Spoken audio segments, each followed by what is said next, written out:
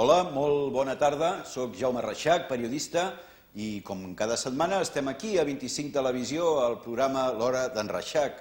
Els que ens seguiu sabeu que és un programa en el qual pretenem anar més enllà del que és políticament correcte, del que és el missatge majoritari i unívoc a través dels mitjans de comunicació, i bé, això ho fem sempre gràcies al convidat que ens acompanya i que ell és el protagonista d'aquest programa. Sabeu que jo el que faig és estirar-li una mica de la llengua per si es necessita, que normalment no és així, i aquesta és la meva tasca que em correspon com a periodista, perquè nosaltres tenim una feina que és explicar el que passa, on passa, qui ho fa, etc. Però hi ha un vessant fonamental de la nostra professió, que és el per què, i creiem que malauradament no hi ha masses periodistes ni masses mitjans de comunicació, ni en aquest cas tampoc masses programes de televisió que es dediquin a explicar el per què de les coses. I bé, avui, tot i que sabeu que és un espai que dediquem normalment a analitzar temes d'actualitat, avui anirem endarrere. És un programa que el dedicarem a explicar les mentides de la història, l'enorme manipulació que ha sofert la història i concretament la història del nostre país, de Catalunya. Diuen, i és cert, que la història sempre l'escriuen els vencedors. El nostre poble, el nostre país, des de fa molts segles hem anat de derrota en derrota, hem mirat d'anar després recuperant tant de temps perdut, però el que és cert, i això ens ho explicarà millor que ningú el convidat que tenim avui amb nosaltres, és que els vencedors reiterats que han ocupat i trepitjat la nostra terra han amagat, han censurat, han manipulat parts importants, cabdals del nostre passat. Bé, ja he dit que l'important en aquest programa és sempre el convidat i avui tenim amb nosaltres una persona que de ben segur que n'heu sentit parlar, perquè les seves descobertes, les seves aportacions han acabat fent forat, no tant potser com el que seria de desitjar atesa la transcendència del que ell ens vol dir i del que ha estat la seva feina i els resultats de les seves investigacions, però en fi, tenim avui aquí en Jordi Bilbeny. En Jordi Bilbeny és filòleg, però la seva activitat pública més coneguda ha estat a l'hora d'endinsar-se en el nostre passat dels segles XIII, XIV, XV, i de tot el que se'ns ha amagat, de tota la manipulació, de tota la censura que ha patit la història de Catalunya i que té com a punts rellevants, dels quals òbviament parlarem, el fet que Cristòfor Colom, el descobridor d'Amèrica, no era un comerciant genovès, era un príncep català, el fet que personatges que segur que us sonen, com Marco Polo, també hi ha prou indicis per afirmar que era una persona de la cort de Catalunya. Bé, un autor tan renomat i significatiu com Miguel de Cervantes, segons les investigacions d'en Jordi, també tindria una claríssima arrel i ascendència, en aquest cas valenciana, de la població de Xixona. L'autor del Lazarillo de Tormes també caldria situar-lo en les nostres terres, etc. Bé, ja us he dit, i és obvi, que el nostre protagonista és el convidat i, sense més, comencem l'entrevista amb ell. Bé, Jordi, abans que res, moltes gràcies per acceptar venir aquí a 25 Televisió. Ja he explicat que potser la investigació històrica que has fet i que ha donat més ressò a la teva tasca és la participació censurada, manipulada, com tantes i tantes altres coses dels catalans en la descoberta i en la primera colonització d'Amèrica. Podries explicar als nostres espectadors, ja sé que la teva tasca ha estat molt llarga i de molts anys, però podries, en síntesi, explicar aquesta història amagada per al que fa referència a la conquesta descoberta d'Amèrica per part dels catalans? Sí, de fet és una història amagada i que no descobreixo de cop. Per tant, és una història que jo també vaig descobrint de mica en mica. Jo havia sentit a dir que hi havia hagut un historiador peruà que havia escrit un llibre sobre la catalanitat de Colom. Això ho havia sentit a dir, no ho havia tingut a les mans. I quan s'acostava el 92, o sigui l'any 88, jo intento guanyar-me les garrofes escrivint una novel·la, dic a veure si una novel·la de cara al 92, que se celebrava el quinto centenario del descubrimiento de Amèrica, potser és una bona data, deixa'm buscar informació per fer una novel·la històrica, i a mesura que jo m'aproximo a aquesta informació és que em començo a veure que les coses no encaixen de cap de les maneres, que hi ha uns contrasentits irreconciliables, que en Colom tant és un personatge dels més encimbellats de la cort, perquè és virrei, almirall i governador general, que això són càrrecs que tenien els prínceps, i per altra banda se'ns diu que és un plebeu, un estranger, un analfabet, que no es coneix ni que sapigués signar, que no tenia estudis, és un fill d'una família de comerciants de teixits i de llanes i taverner, i de cop i volta està dirigint totes les expedicions nàutiques de la monarquia, gran cosmògraf, perquè per ser cosmografia es necessiten tota una sèrie de coneixements, de matemàtica, de geodèsia, d'astronomia, tota una sèrie de coneixements que no estan a l'abast de la gent normal i corrent. I aleshores aquests dos mons, aquest desdoblament de la seva personalitat és el que em porta a treballar una mica la seva personalitat, i a mesura que vaig agafant llibres que parlen d'ell, tan contradictoris en el lloc de naixement, en el port de sortida, en la seva personalitat, que és noble o dels més importants nobles de la península, a ser un total desconegut, el fet que té escut d'armes que tenien els nobles, el fet de no tenir-ne, el fet de tenir estudis, el fet de no tenir-ne, el fet d'improvisar versos en llatí i el fet de no saber llegir ni escriure, això em va començar a cridar l'atenció, una atenció ja no sobre la seva personalitat, sinó com es construïa aquesta personalitat. I aleshores vaig començar a remenar llibres que parlaven de la construcció d'un llibre. Què és una impremta, quins permisos tenen els impressors per poder estampar, la figura dels censors, les lleis de censura, i a mesura que m'he anat aproximant a la censura és el que m'ha permès explicar que efectivament un personatge neixi a 250.000 llocs diferents, depèn del llibre, i fins i tot depenent del mateix llibre, de cada edició d'aquest llibre. Sabem que hi ha una edició determinada d'un autor que en Colom el fa venecià, després el fa milanès i finalment el fa genovès. O sigui que anem veient com es construeix la personalitat i la nacionalitat d'un personatge com en Cristòfor Colom. Perquè si transposem Cristòfor Colom en la persona d'en Joan Colom, príncep de la cort catalana, i que aquesta expedició surt no de Palos de la Frontera, sinó del port gironí de Pals, tot quadra. El que sí és cert, i això s'admet fins i tot per part de la historiografia oficial, és que quan ell retorna ve a Badalona, a Sant Jeroni de la Murtra. I d'aquí hi ha com una benvinguda, una rebuda particular en un monestir amb els reis, els seus privats, uns certs membres de la cort, i després hi ha la rebuda multitudinària a Barcelona. Això és cert, i a més també tindria sentit perquè molts cronistes diuen que entra Colom a la ciutat i diu la cort va sortir a rebre'l, per tant no va venir per mar. Això també concordaria amb els cronistes d'Índies que ens diuen que en Colom va anar de Palos a Barcelona a peu. Esclar, de Palos, però és inimaginable que travessés tota la península, ho podia haver fet, però tornaven malalts, els hi havia mort indis pel camí i no tenia sentit travessar tot això a peu, podent-ho fer per mar, sense cansar-se. I a més, també hi ha un altre senyal molt important, perquè és que tenim una carta del rei catòlic, o la còpia d'aquesta carta, perquè tot el que tenim són còpies, però aquesta carta diu que sabem que has tornat, sabem que ets aquí, fes el favor de venir rapidíssimament a la cort, que t'estem esperant, que no se'ns faci tard per preparar el segon viatge i que hagis de tornar al Nou Món.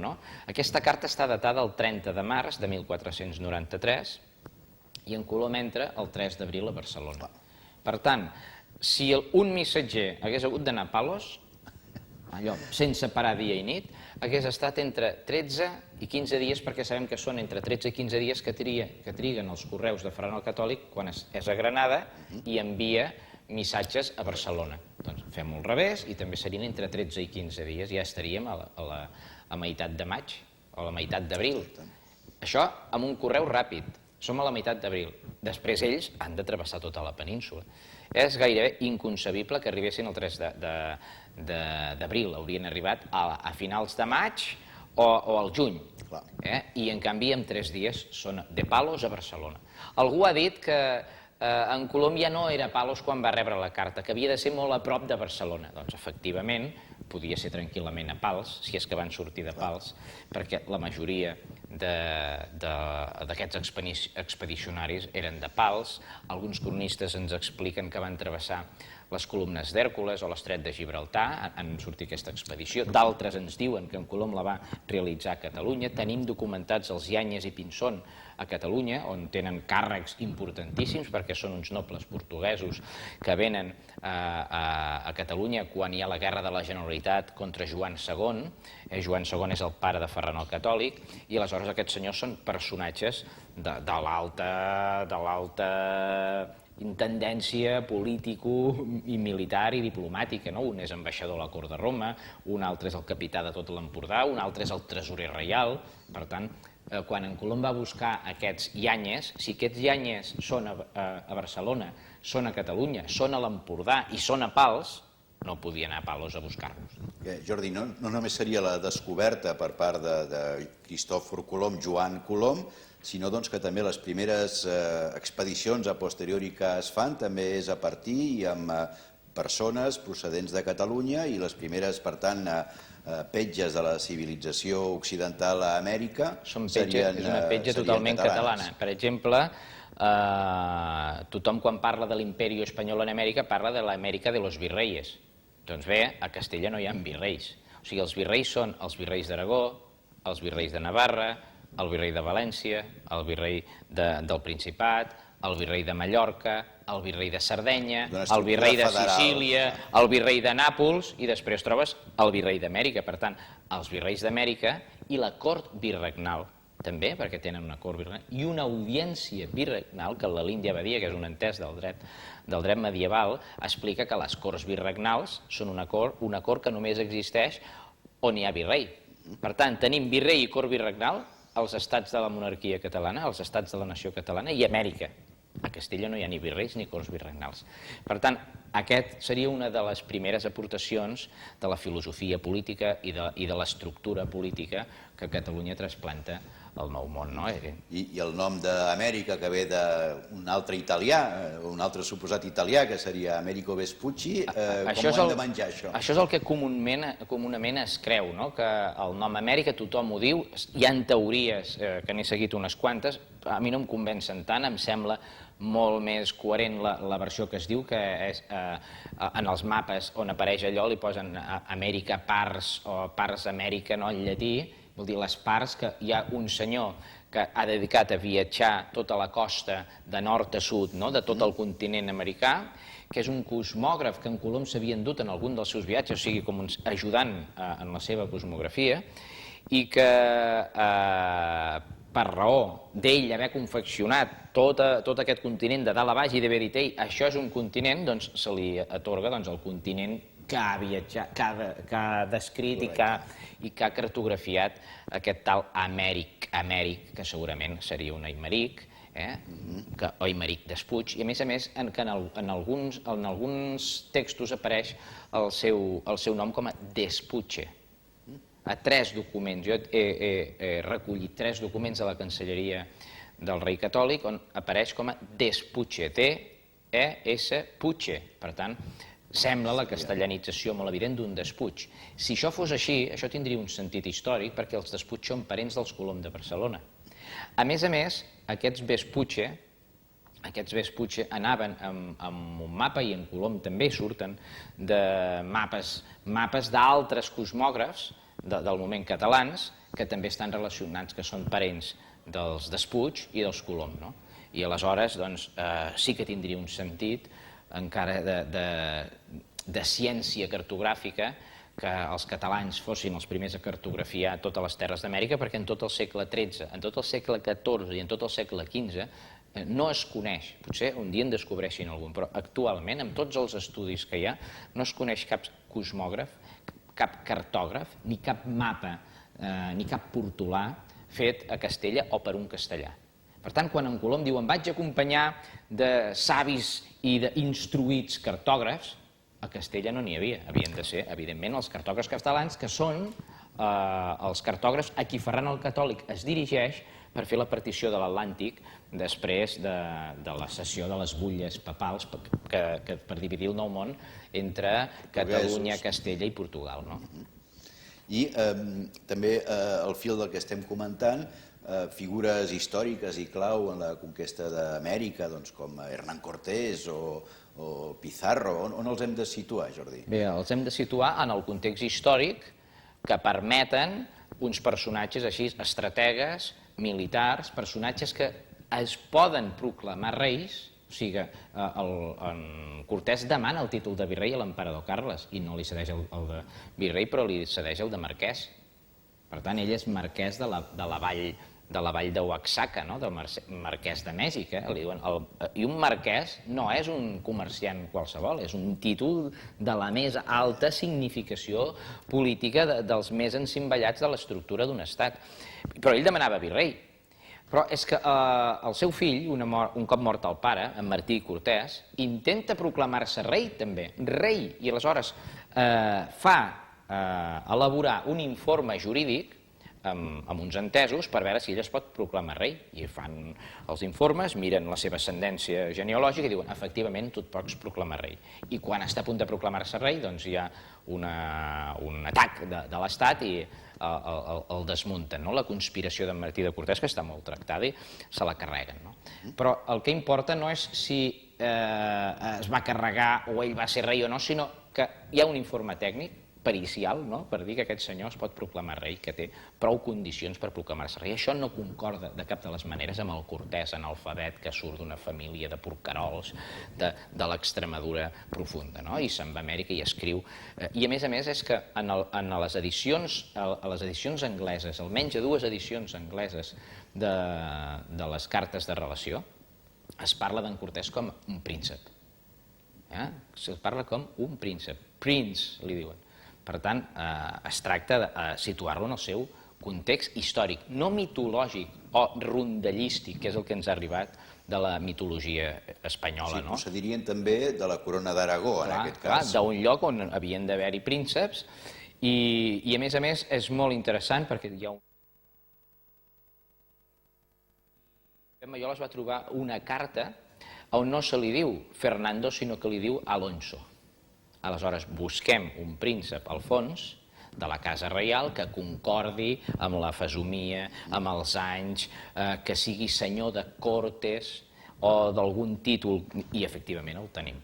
Que sigui escriptor, que tingui un fill que es digui Martí, i efectivament tenim l'Alfons d'Aragó, que té un fill que es diu Martí, escriptor, relacionat amb el pensament humanístic del moment, príncep, militar, senyor de Cortes. És molt interessant redescobrir la pròpia història a través dels rastres que han deixat els censors, que n'han deixat molts, perquè per més que s'hi obsessionessin, no han pogut fer una història paral·lela sense deixar rastres evidents de manipulació textual. Jordi, en quin moment de la història cal situar la usurpació castellana d'aquesta primera conquesta i colonització per part dels catalans? Quan es trenca? Quan passa Amèrica a ser, en fi, per als càrrecs, per la milícia, etc., castellana en comptes de catalana? Mira, el 1585, a les Corts de Montsó, de 1585, ja hi ha parlamentaris catalans i aragonesos que es queixen al rei Felip i li diuen, mireu, Altesa, en llenguatge col·loquial, ara no puc citar el text, però el text té una forma jurídica molt clara i molt evident. Nosaltres vam ser els primers descobridors, els primers pobladors, evangelitzadors i conqueridors de les noves terres d'Amèrica. Hem fundat ciutats, viles, hem evangelitzat indis. Com que hem fet tot això, volem tenir volem tenir els mateixos càrrecs que els castellans tenen a les Índies. I el rei diu, entesos. Vist i plau. No diu, però què dieu, borratxos? Si tothom sap que els castellans... No, el rei assumeix les reivindicacions dels catalans que se senten ja discriminats a finals del 16, estem parlant del 1585, per tant ha passat quasi un segle, i durant aquest segle els catalans de ser els primers conqueridors, pobladors, evangelitzadors, també genocides, no? També, vull dir que en tot aquest magma de referents en el Nou Món, els catalans estan dient, ens esteu desplaçant, no considerem que això és injust i volem que ens restituïu els honors i els llocs que se'ns deuen en tant que primers descobridors i pobladors i evangelitzadors. I el rei diu que es compromet a tirar això endavant. Per tant, ha passat un segle i cap a la segona meitat del segle XVI els catalans ja comencen a sentir-se desplaçats dels llocs de poder d'Amèrica. Molt bé, malauradament hem d'anar a fer un petit intermedi, però abans que res et volia preguntar, Jordi, de les teves investigacions, podries donar als telespectadors alguns noms claus d'aquesta primera presència de Catalunya a Amèrica, perquè puguin també ràpidament assimilar del que estem parlant? Estem parlant gairebé de tot. Estem parlant dels primers conqueridors, dels primers cosmògrafs, dels primers cronistes, dels 12 grans evangelitzadors de Mèxic en Cortés s'emporta amb ells, 12 franciscans, entre ells Martí de València, es diu Martí de València. En alguns llibres del segle XVII el fan natural de València, de València, d'un poble de l'interior de Castella, no? Però altres escriptors, cronistes d'Índies, militars, soldats, capitans de nau, empresaris, els primers plantadors, els primers que fan la canya de sucre, els primers esclavistes, no? Els primers defensors dels indis, com el pare Bartomeu Casas. També procedia de Catalunya. Que és un anticastellanista brutal, i que denuncia que els indis estan sent esclavitzats, íntim amic de la família Colom, de qui té molta informació i molta documentació, i que defensa en els plets de la corona contra en Colom, ell defensa aquesta família des d'aquí i fins al final hi ha desenes de casos semblants. Bé, estem parlant amb en Jordi Bilbeny d'un tema certament apassionant, que és la gran mentida, la gran censura, la gran manipulació que ha patit la història de Catalunya. Si us interessa, en seguim parlant d'aquí uns instants, aquí a 25 Televisió, a l'Hora d'en Reixac. Fins ara.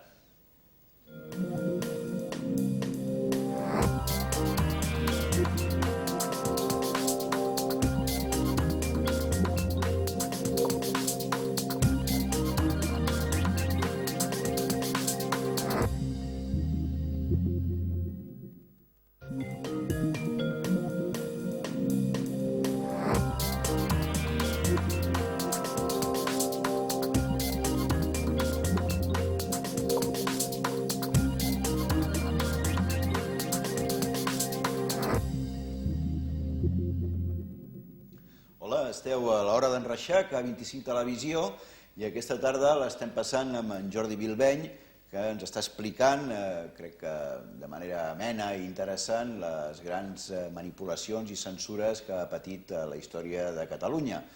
Bé, hem dedicat la primera part a intentar aproximar-nos als resultats de les seves investigacions sobre la descoberta d'Amèrica i sobre la constatació que Cristóbal Colón era un noble català que es deia Joan Colom, i que a partir d'aquesta dada tot el puzzle i tots els enigmes acaben quadrant fàcilment.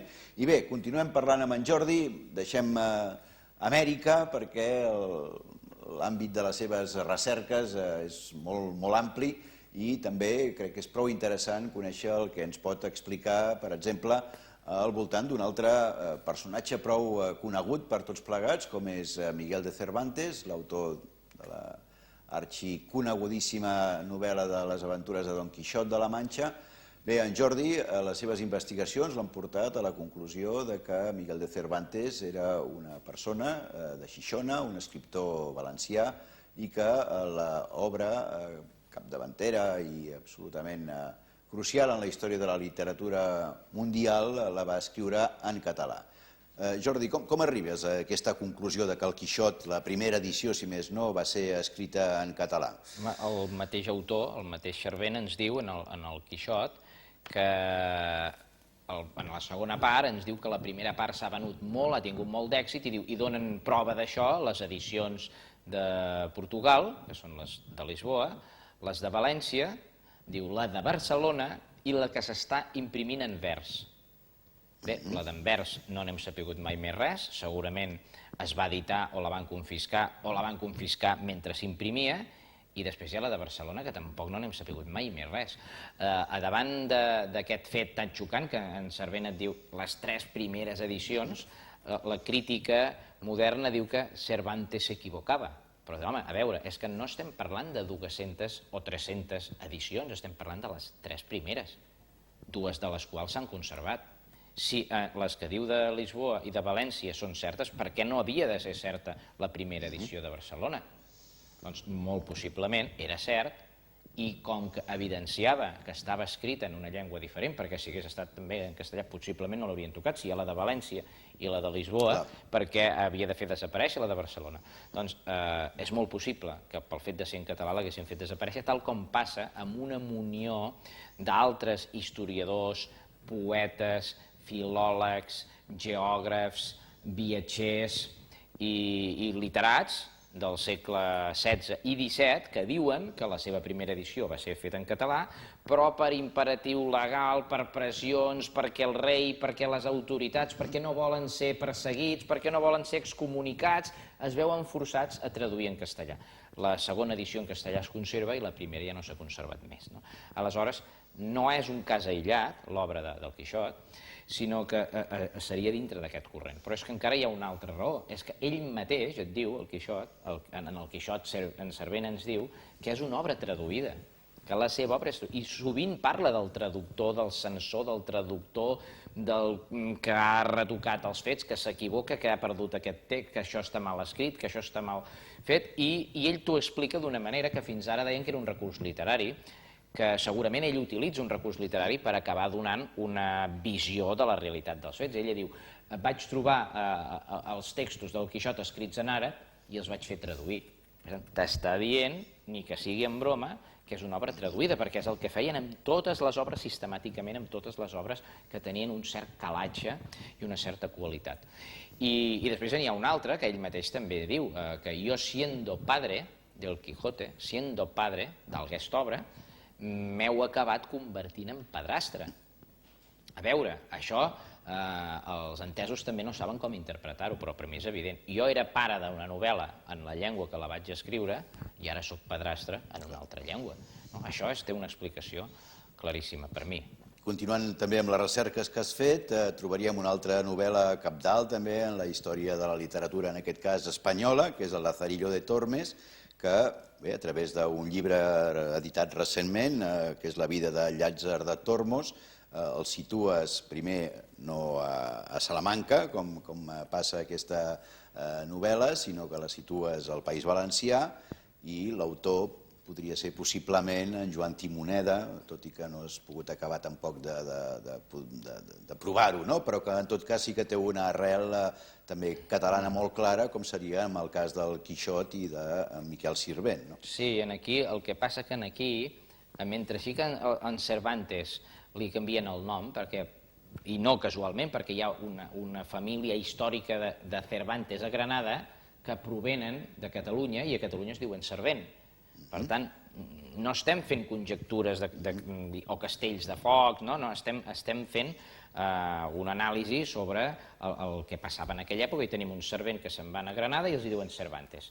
En canvi, amb el Lazarillo de Tormes hi havia un autor que reclama fama eterna gairebé, perquè diu, així com aquell soldat que és el primer de l'escala de saltar una fortalesa, juga la vida a canvi de fama eterna, jo, dic, com aquest soldat, soc conscient que estic escrivint una cosa de la qual mai n'heu sentit parlant i que reclamo la part que em pertoca a la posteritat. Doncs aquest autor que reclama aquesta fama eterna, que vol passar a la posteritat, que és conscient que ha creat una peça única en la història de la literatura, aquest senyor li fan desaparèixer el nom i apareix el llibre com a anònim.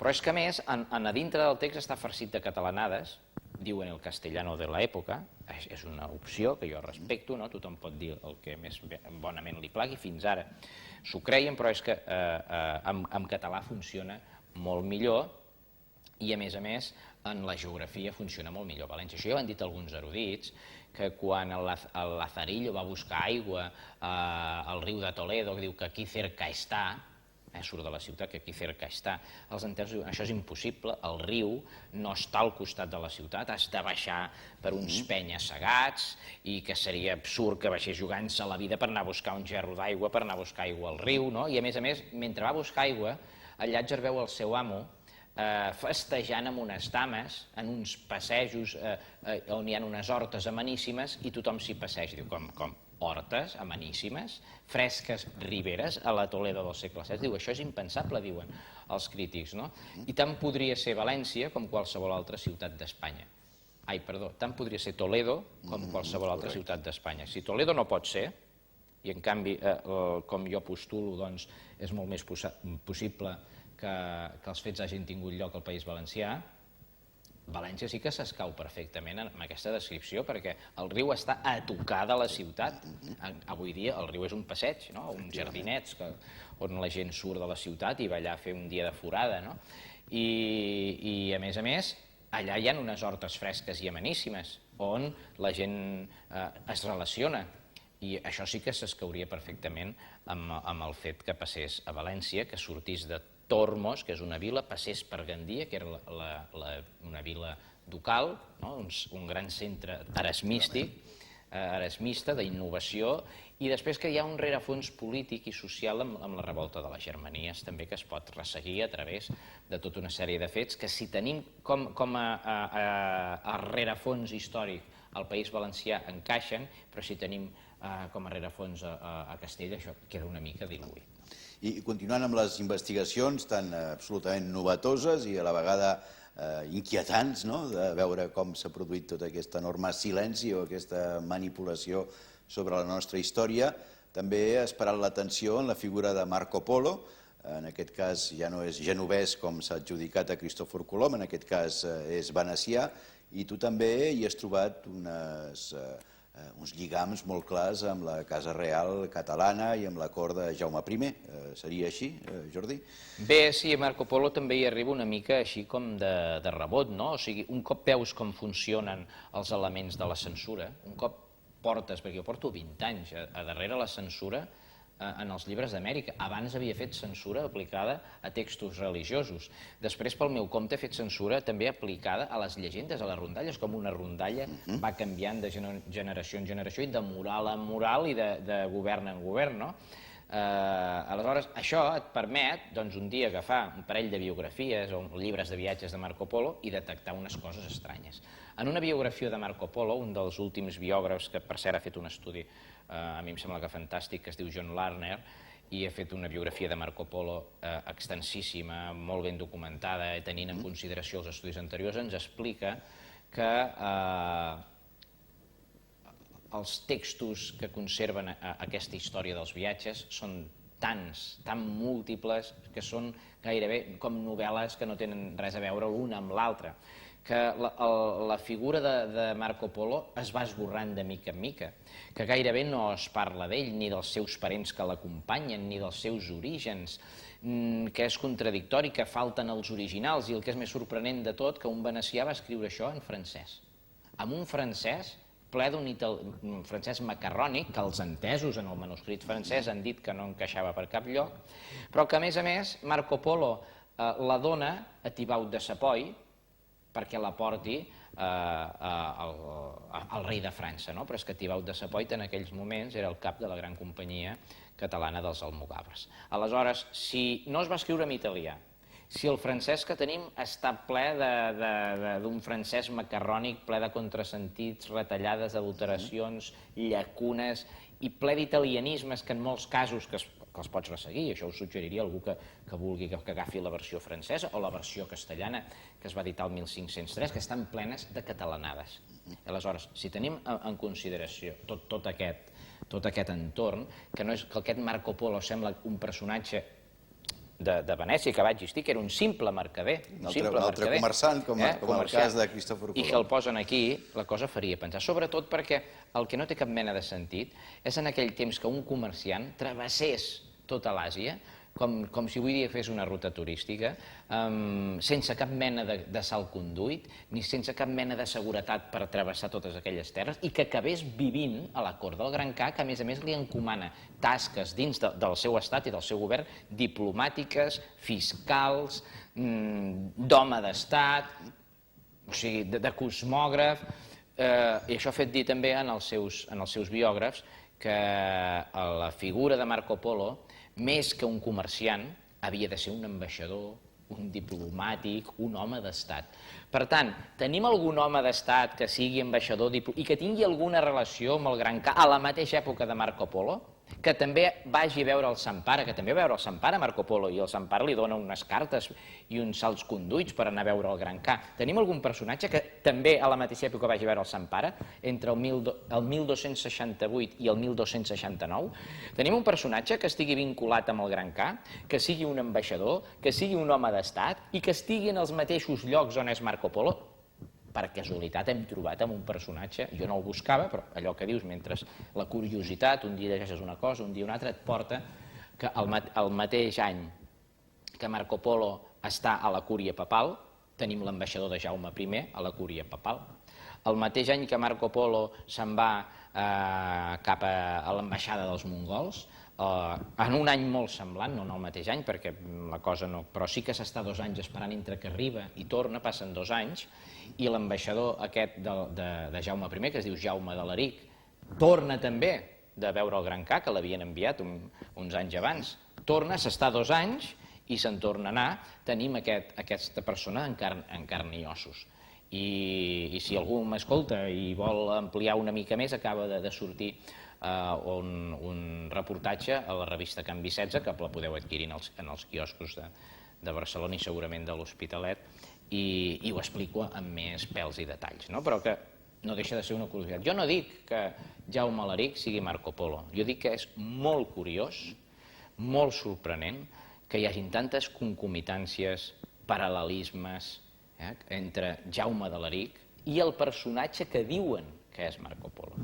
I també cercant en els anals de la història aquestes contradiccions o aquestes llacunes, arribes, per exemple, a la figura d'Erasme de Rotterdam, en què també trobes que per les circumstàncies de la seva vida i tal i com es va produir la seva arribada als Països Baixos, doncs molt possiblement podia procedir de Catalunya i ser una persona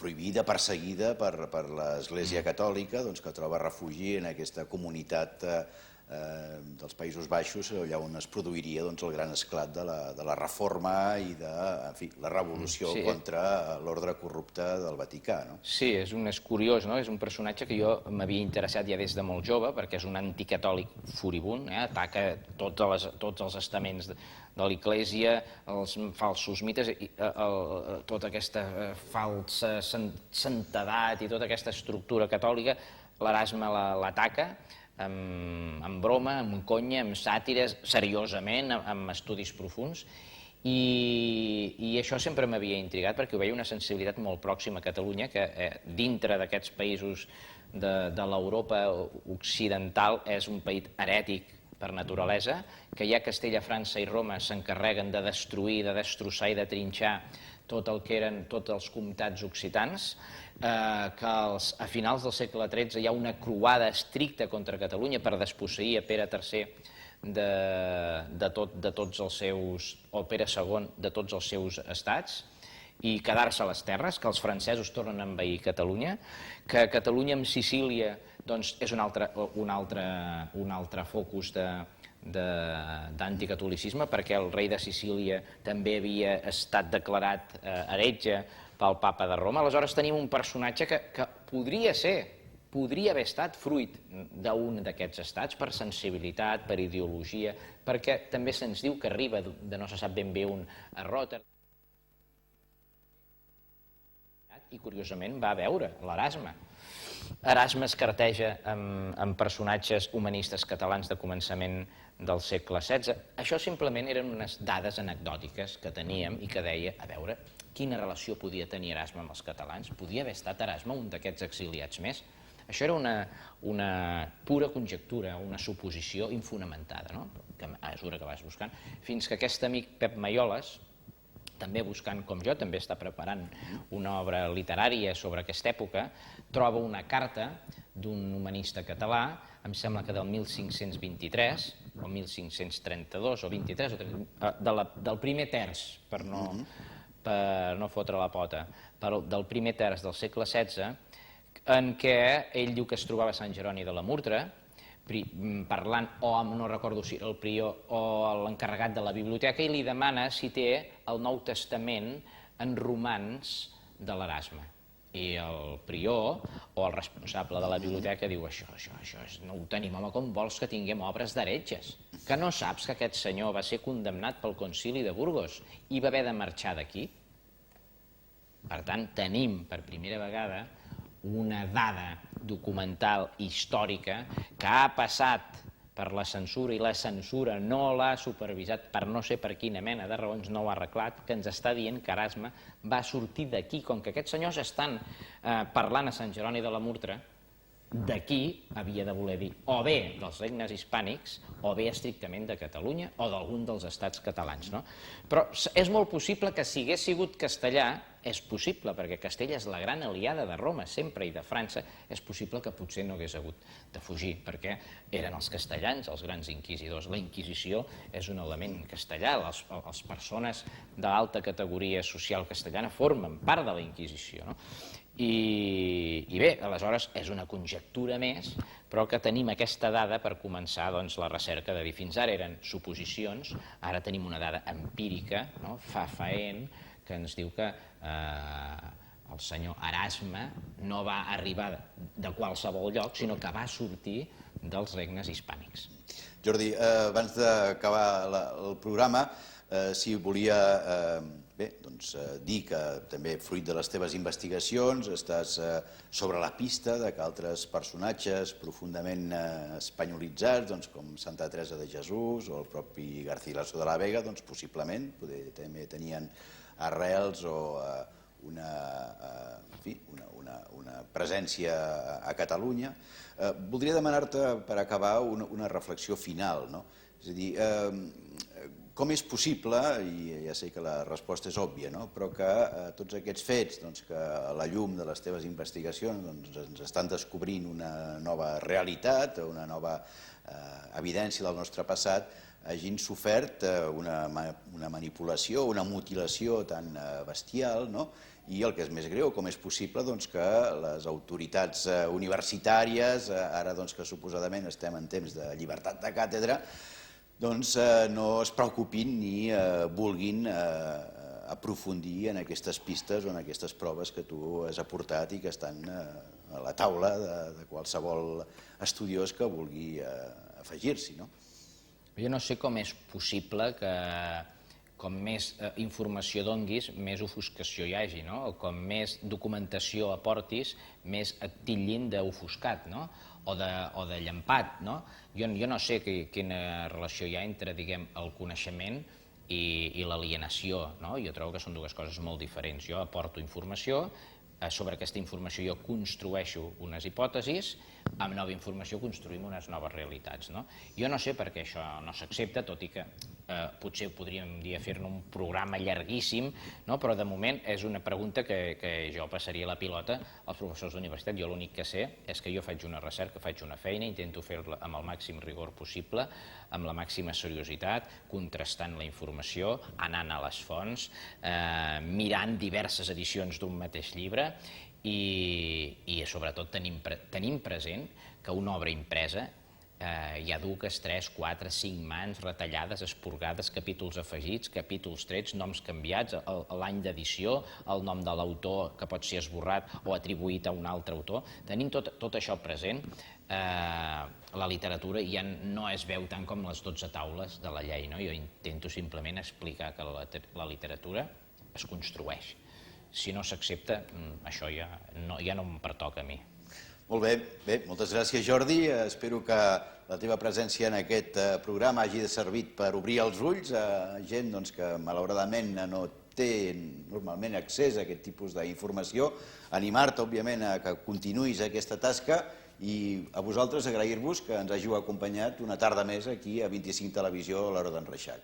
Si us interessa i voleu, ens veiem la setmana vinent a la mateixa hora. Fins aleshores, molt bona tarda i moltes gràcies.